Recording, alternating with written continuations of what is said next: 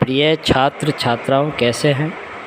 मैं डॉक्टर धर्मेंद्र कुमार हूँ, सहायक प्राचार्य इतिहास लक्ष्मी नारायण रामेश्वर संस्कृत महाविद्यालय जयदेव पट्टी दरभंगा। मैं पुनः ऑनलाइन टीचिंग के लिए उपस्थित हुआ हूँ और आज मैं शास्त्री प्रथम खंड के छात्र छात्राओं के लिए मध्यकालीन भारतीय इतिहास के अंतर्गत आज हम लोग चर्चा करेंगे कि अकबर कैसे एक राष्ट्रीय शासक था। उसके अकबर के मूल्यांकन इस बात से हम करेंगे कि अकबर ने किस प्रकार से भारत में राजनीतिक एकता कायम की, धर्म के क्षेत्र में धार्मिक सहिष्णुता का परिचय देते हुए धर्म निरपेक्षता की नीति अपनाते हुए एक सामाजिक सद्भाव समाज में उत्पन्न किया और उन्होंने सुलह ए कुल की नीति को अपनाते हुए किस प्रकार से सामाजिक जो तनाव था उसे समाप्त करने का प्रयास किया। साथ ही अकबर ने साहित्य और कला के क्षेत्र में किस तरह से भारत की स्थिति को सुदृढ़ किया, इन जिसके चलते कई इतिहासकारों ने उसे एक राष्ट्रीय सम्राट, एक राष्ट्रीय शासक का दर्जा प्रदान किया है। उसके अंतर्गत हम लोग आगे की कड़ी में चर्चा करेंगे। महान मुग़ल सम्राट अकबर का सबसे पहला उद्देश्य था संपूर्ण भारत को एक राजनीतिक सूत्र में बांधकर भारतीयों में राष्ट्रवाद या राष्ट्रीयता की भावना को जगाना, ताकि उनमें यह एहसास हो कि वे एक राष्ट्र के वासी हैं, किसी क्षेत्र विशेष, किसी राज्य विशेष की नहीं। इस उद्देश्य की पूर्ति हेतु अकबर ने अपनी साम्राज्यवादी नीति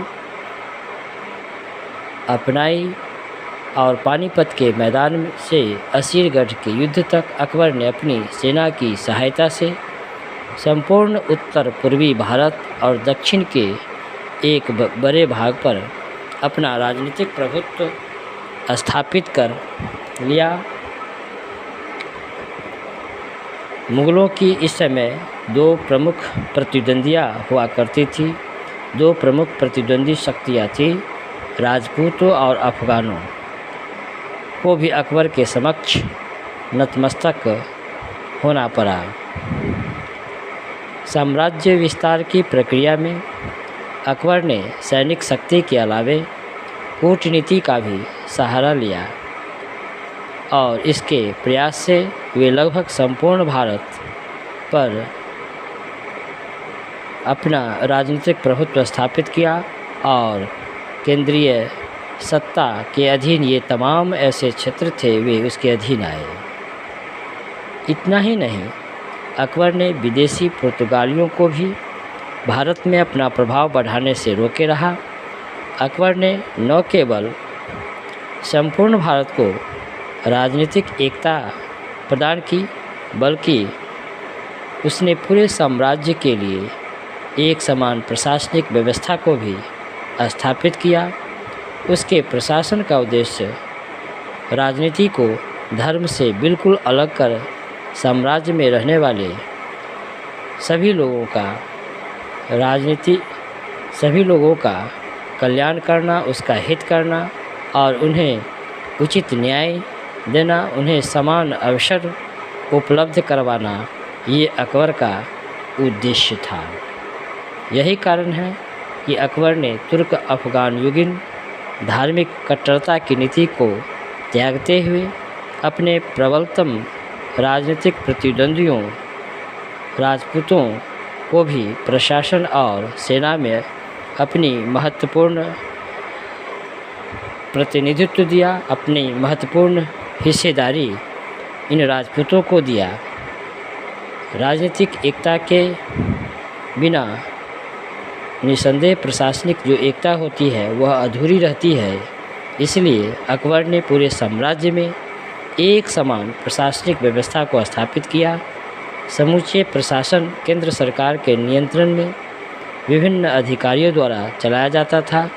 साथ ही प्रांतीय शासन, स्थानीय शासन, न्याय व्यवस्था, सैनिक संगठन, लगान और भूमि कर व्यवस्था, सिक्कों के प्रचलन, तमाम चीज़ों में अकबर ने एकरूपता दिखाई और इस प्रकार अकबर ने राजनीतिक और प्रशासनिक एकता के द्वारा संपूर्ण भारत को, संपूर्ण राष्ट्र को एकता के सूत्र में बांध दिया।